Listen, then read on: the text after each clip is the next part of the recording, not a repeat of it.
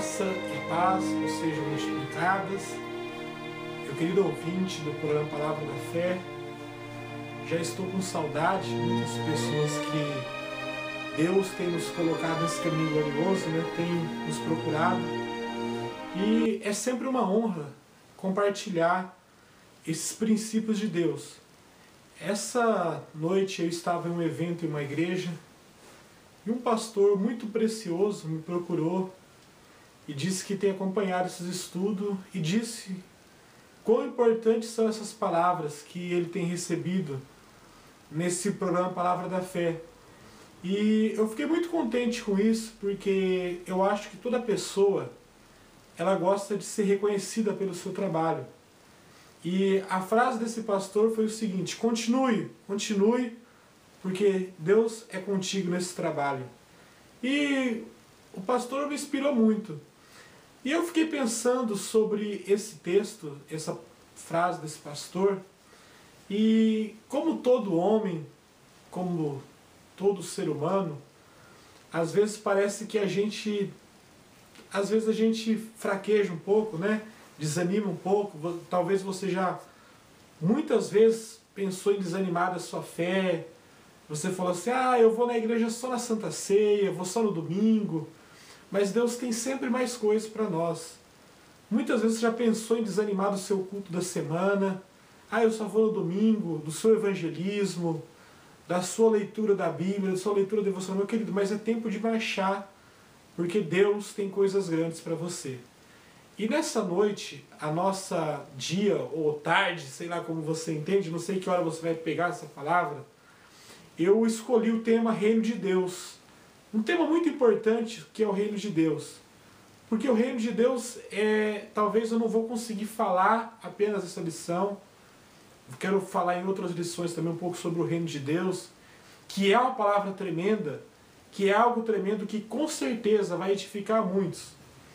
E essa palavra se encontra em Mateus capítulo 21, no versículo 42, e disse Jesus: nunca leste nas Escrituras: a pedra que os edificadores rejeitaram, essa foi posta por cabeça do ângulo.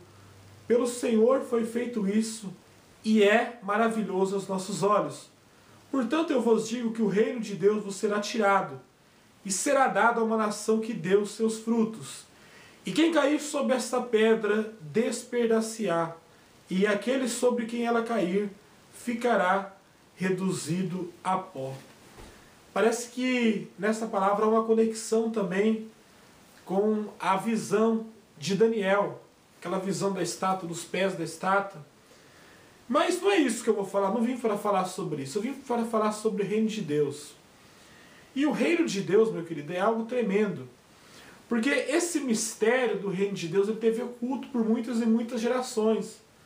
Muitas pessoas esperavam ver aquele reino de Jesus, igual eu disse antes, na nossa mensagem Alumbramento, que foi anterior.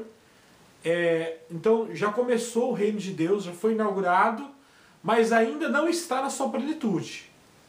Mas já começou o reino de Deus.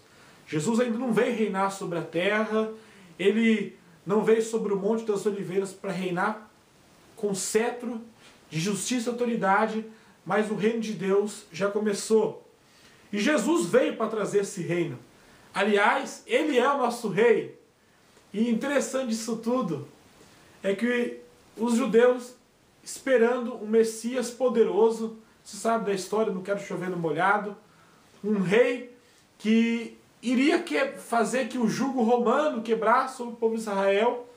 No momento histórico que Jesus vem, na plenitude dos tempos, o que está acontecendo? Jesus ele vem nesse intuito e nesse propósito. Ele vem para confundir. Por que ele veio para confundir? Porque as pessoas esperavam um rei, talvez como aquele do jumento branco, que ele entra sobre Jerusalém. Mas quando eles olham para Jesus, um rei que vem de Nazaré, esse lugar de Nazaré era um vilarejo com 50 pessoas, segundo relatos que eu estava estudando. Não era uma cidade grande. Tipo assim, o reino de Deus não veio de alguém de São Paulo, não veio de alguém de Paris, não veio de alguém de Nova York. O reino de Deus veio trazido por um homem de Nazaré. Por isso que o povo fala, pode vir alguma coisa boa de Nazaré. E esse reino de Deus, ele é o reino que vai trazer metanoia, arrependimento para nós. Porque a palavra metanoia, que significa mudança de caminho, de direção, alumbramento também, ou seja, você vai abrir a sua mente para receber esse reino, para receber esse evangelho. Porque quando João Batista fala, em Marcos capítulo 1, que o reino de Deus está próximo, vamos supor, meu querido, vamos voltar no tempo e pensar na energia elétrica. Muita gente só tinha lamparina, mas veio a energia elétrica. Então quando veio a energia elétrica, eles começam a instalar um poste, vai uma pessoa da companhia de força elétrica. Se você mora em São Paulo, eu não sei, eu sou de São Paulo, CPFL, Companhia Paulista de Força e Luz. Aqui nos Estados Unidos, Instar, a empresa de energia aqui no meu estado, não sei como é no seu estado, eu resido no estado de Massachusetts. Então eu fico pensando sobre isso.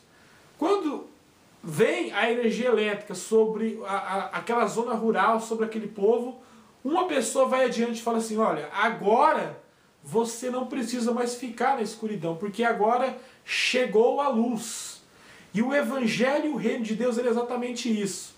Ele é aquela luz que veio para iluminar sobre as trevas. Lembra de João capítulo 1 que diz assim? E no princípio era o Verbo, e o Verbo era Deus, ele estava com Deus. Tudo foi feito por ele, e nele está a vida, e a vida é a luz dos homens.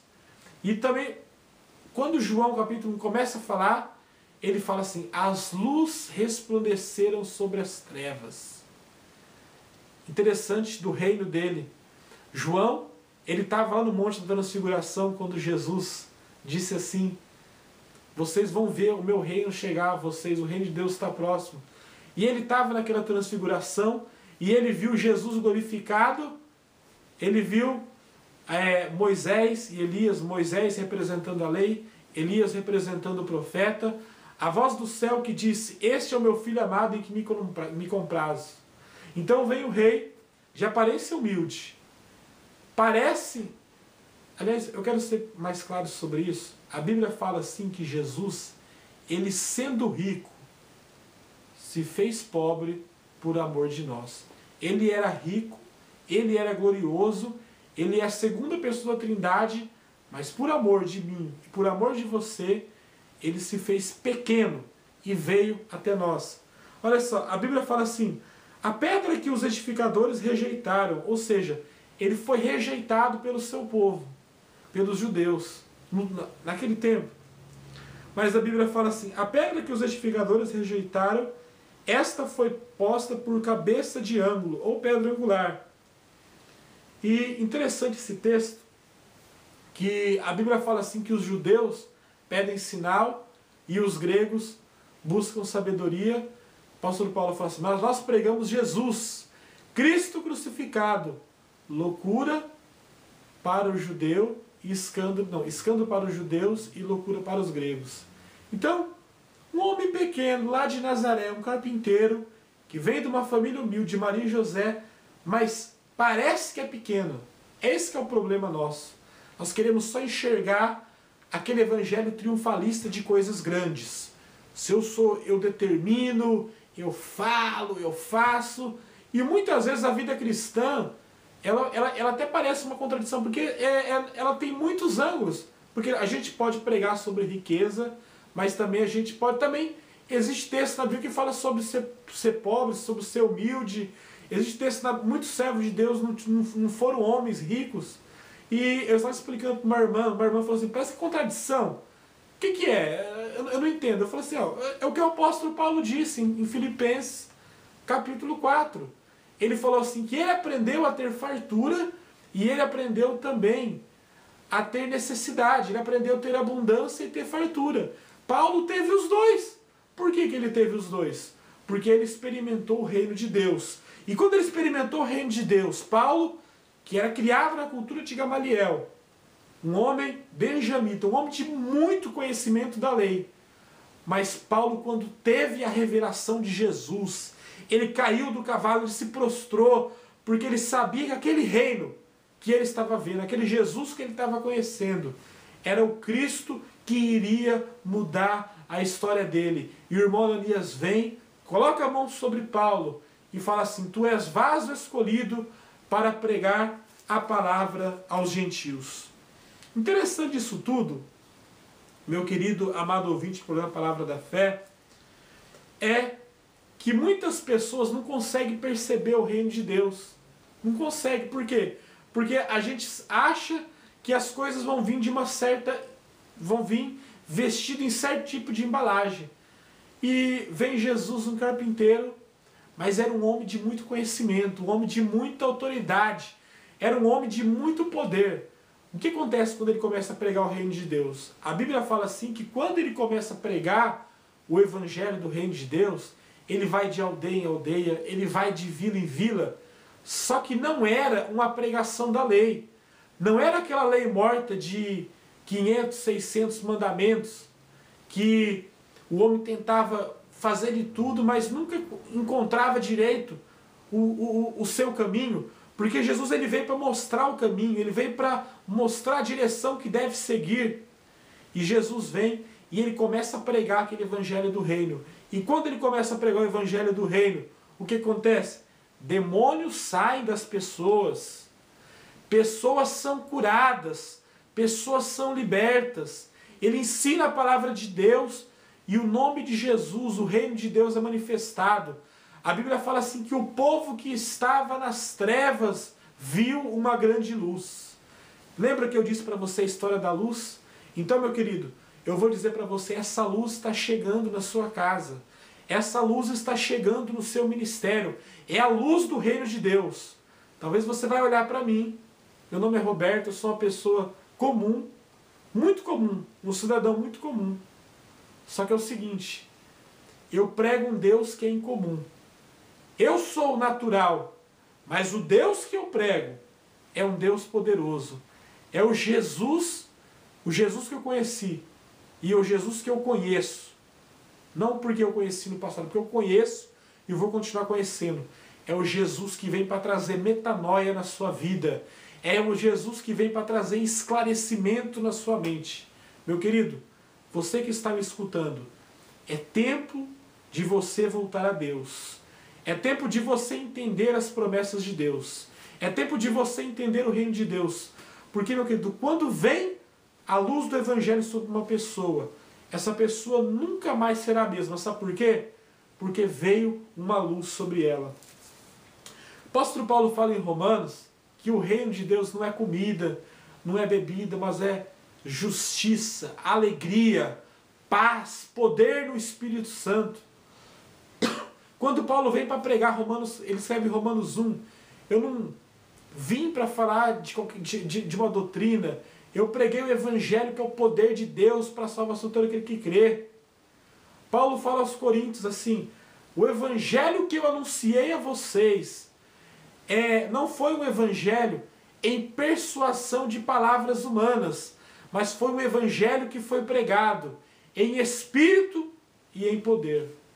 Meu querido, a nossa lição hoje é sobre o reino de Deus.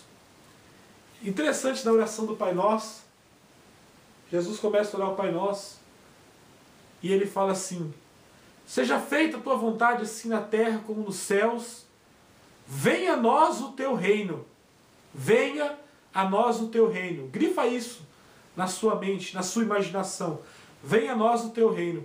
E eu lembro que quando eu não era cristão, eu não tinha conhecido o meu Senhor, me ensinaram essa oração do Pai Nosso, falaram assim, repete ela todo dia antes de dormir que é bom, vai te ajudar.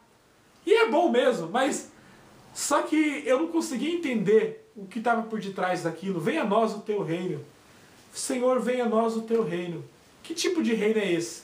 É o reino de poder, é o reino de mudança, é o reino de transformação, é o reino de paz, é o reino de justiça, é o reino de alegria no Espírito Santo. Então aquela pedra que todos rejeitaram, a Bíblia fala assim que os gentios, nós, você brasileiro, nós hispanos, brasileiros, asiáticos, japoneses, chineses, africanos, pessoas simples, gentios. Talvez você não é descendente de nenhuma das 12 tribos, mas através desse reino de Deus, abriu uma porta para nós.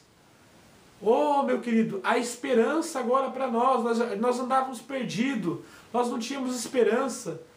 No antigo pacto, aquela aliança era apenas para os judeus, mas agora no Novo Testamento, essa aliança é para todos nós. Nós podemos ser participantes dessa aliança melhor. Meu querido, que palavras poderosas que é essa? E essa minha palavra essa semana é para você. Nós vamos estar continuando um pouco, falar um pouco do reino de Deus, um pouco sobre metanoia. E eu tenho certeza que essa palavra, reino de Deus, quando você ouvir agora, nunca mais vai ser a mesma. Que você possa entender o que é o reino de Deus. Por exemplo, só para encerrar, nós vamos estar falando, se o embaixador dos Estados Unidos do Brasil, ele não é sustentado só pelo Brasil, ele está no Brasil, mas ele é sustentado pelo seu reino. Ou seja, ele representa o reino dele. Vamos supor, na Embaixada Americana do Brasil, as pessoas falam inglês, a língua lá é inglês, eles têm toda a mordomia possível, eles têm tudo do bom e do melhor, como se eles estivessem vivendo nos Estados Unidos da América, mesmo sendo o Brasil um país de terceiro mundo. Sabe por quê? Porque ele é sustentado por um reino, por um país, por uma nação poderosa, por uma nação rica. E da mesma forma é o reino de Deus. Nós estamos aqui, o apóstolo Paulo fala que nós somos embaixadores desse reino. Querido, se nós somos embaixadores desse reino, fica tranquilo, que o reino, que o rei que nos enviou, irá nos sustentar. Meu querido, um grande abraço, que Deus abençoe grandemente, tenha uma semana abençoada, e eu faço das palavras de Jesus: seja feito, meu Pai, a tua vontade, assim na terra como nos céus, e venha a nós, venha a mim, venha ao meu amigo ouvinte, venha a toda a igreja de Cristo, venha a todos aqueles que buscam, que têm fome e sede do sobrenatural, do divino, o reino de Deus, que é a luz que iluminou as nossas trevas espirituais. Um grande abraço, um beijo no teu coração, que Deus te abençoe grandemente. Fique na paz de Jesus Cristo e até a semana que vem. Ven en esta noche, Espíritu de Dios, y fluye con tu gracia y tu poder, Señor. Solo tú puedes saciar toda nuestra vida. Yo te invito a que cierres tus ojos un momento y le digas: Señor, ven y toca mi vida una vez más, Señor, con tu gracia y tu poder. Necesito más de ti, Señor.